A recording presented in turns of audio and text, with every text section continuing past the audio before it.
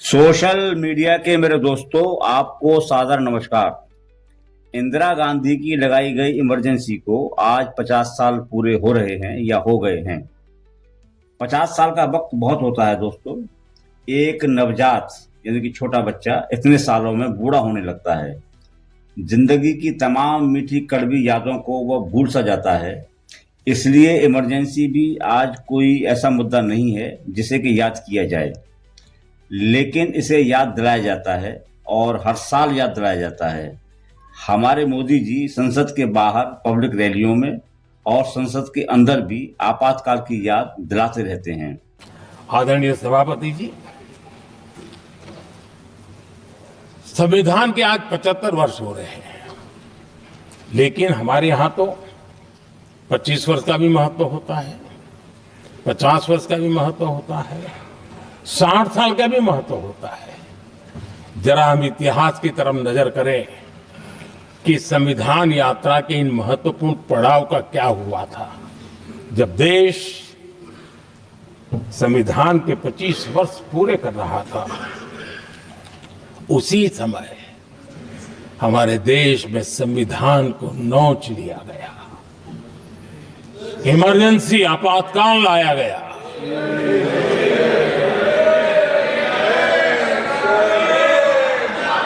संवैधानिक व्यवस्थाओं को समाप्त कर दिया गया, देश को जेल खाना बना दिया गया, नागरिकों के अधिकारों को लूट लिया गया, प्रेस की स्वतंत्रता को ताले लगा दिए गए, और कांग्रेस के माथे पर ये जो पाप है ना, वो कभी भी धुलने वाला नहीं है, कभी भी धुलने वाला। यह सब हिंदुस्तान दुनिया में जब जब लोकतंत्र की चर्चा होगी, कांग्रेस के माथे का ये पाप कभी धुलने वाला नहीं है, क्योंकि लोकतंत्र का गला घोंट दिया गया था। भारत के संविधान निर्माताओं की तपस्या को मिट्टी में मिलाने की कोशिश की गई थी। दोस्तों, चूंकि आपातकाल का प्रावधान संविधान में है, इसलिए यह तो नहीं कहा जा सकता कि इंदिरा गांधी ने इमरजेंसी लगाकर कोई गैर संवैधानिक काम किया था। हाँ, यह जरूर कहा जा सकता है कि इसे गलत तरीके से लगाया गया था।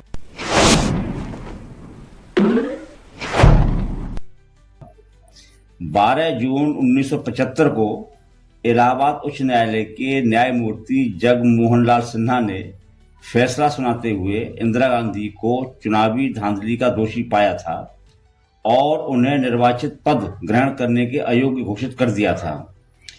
इसलिए विपक्ष ठीक ही उनका इस्तीफा मांग रहा था।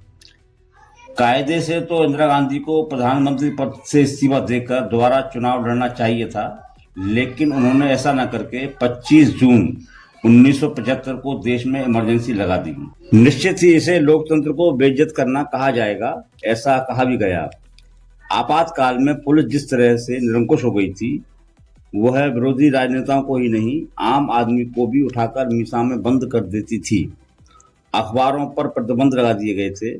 खबरें सरकारी अधिकारियों से पास कराने के बाद प्रकाशित होती थी। संविधान में दी गई बोलने की हमारी आजादी तो खैर छीन ही ली गई थी। लोकतंत्र बुरी तरह से करहाने लगा था। बस वह मर नहीं रहा था, यानी कि लोकतंत्र मर नहीं रहा था। लोगों के दिलों में, उनके विचारों में वह सांसें तो ले ही रहा था। दोस्तों, ऐसा नहीं था कि इंदिरा गांधी कोई हिटलर जैसी तानाशाह थी। उनके पास नेहरू और गांधी के दिए गए संस्कार थे। वो देश से प्यार करती थी और देशवासियों से भी प्यार करती थी। शायद उन्हें भी इस बात का अंदाजा नहीं था कि इमरजेंसी लोकतंत्र के लिए इस तरह घातक हो जाएगी। जब उन्हें इसका इल्म हुआ तो 21 मार्च 1977 को उन्होंने आपातकाल हटा लिया था। लोकतंत्र कोमा में से फिर बाहर आ गया था। चुनाव हुए और लोकतंत्र ने इंदिरा गांधी को चाबुक मारा। कांग्रेस की पराजय हुई, इंदिरा गांधी सत्ता से बाहर हो गई। दोस्तों, जिस तरह से कि बाढ़ आती है और इस बाढ़ से कुछ लोग परेशान जरूर होते हैं, लोगों को जानमाल का नुकसान भी होता है, लेकिन वही बाढ़ सूखे क्षेत्रों में खुशहाली भी बन जाती है। बिना प्रयासों के खेतों में पानी पहुंच जाता है। ऐसे ही इमरजेंसी भी थी। एक तरफ जहां इस इमरजेंसी से लोकतंत्र छटपटा रहा था, तो दूसरी तरफ लोकतंत्र के कुछ हिस्से बहुत खुश भी थे। लोकतंत्र दोस्तों केवल इतना ही नहीं होता कि हमारी बोलने की आज़ादी कायम रहे, मीडिया पर सरकारी पहरे न हों। लोकतंत्र यह भी है जहां देश का आम आदमी अपने अधिकारों के साथ जी सके, वह निर्भीकता महसूस करे, पुलिस आम आदमी की बात ढंग से सुने और उस पर समुचित कार्रवाई भी करे। इमरजेंसी में ऐसा नहीं होता था कि ऊंची जाति के लोग दलित को घोड़ी पर न चढ़ने दें, उसे शादी में पूड़ियाँ न बनाने दें, दबंग टाइप के लोग समाज में आतंक फैलाते रहें। इमरजेंसी में ऐसा भी संभव नहीं था कि यादव कथावाचक के बाल कटवा दिए जाएं, उससे नाक रगड़वाई जाए और उसके सिर पर पेशाब छिड़क दिया जाए। ये घटना तो दोस्तों अभी 2 दिन पहले की ही है, 2 दिन पहले ही सामने आई है। और दोस्तों बलात्कार तो बहुत दूर की बात थी, बहन बेटियों को राह चलते परेशान करने की हिम्मत भी मनचलों में नहीं थी। उन्हें पता था कि जरा सी भी शिकायत हुई कि मीसा में हम जेल चले जाएंगे और पुलिस कुटाई करेगी सो अलग। तब ऐसा भी नहीं था कि कट्टर हिंदू किसी मुसलमान को पकड़ लें और जबरन जय श्री राम के नारे लगवाएं। और ऐसा भी नहीं होता था कि मुसलमान लौंडे हिंदू बनकर किसी लड़की से धोखे से शादी कर लें। ऐसा भी नहीं होता था इमरजेंसी में कि किसी मुसलमान पर गौमांस का आरोप लगाकर उसे पीट पीट कर मार डालें। क्या ये सारी बातें लोकतांत्रिक हितों की रक्षा नहीं थी? गांधी जी के शिष्य विनोबा भावे ने आपातकाल को अनुशासन का पर्व कहा था। ऐसा नहीं था कि विनोबा भावे इंदिरा गांधी जी की कोई चापलूसी कर रहे थे, वो सच कह रहे थे। ऐसा क्यों है कि आम आदमी के हित के लिए जो काम इमरजेंसी में होते थे आज नहीं हो सकते? आज क्यों नहीं रेल और बसें टाइम पर आ सकती? क्यों सरकारी कार्यालयों में बिना रिश्वत के काम नहीं हो सकते? क्यों पुलिस आम आदमी की रक्षक नहीं बन सकती?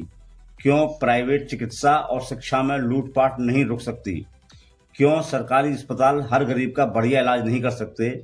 और क्यों सरकारी स्कूलों कॉलेजों में बेहतरीन शिक्षा नहीं हो सकती?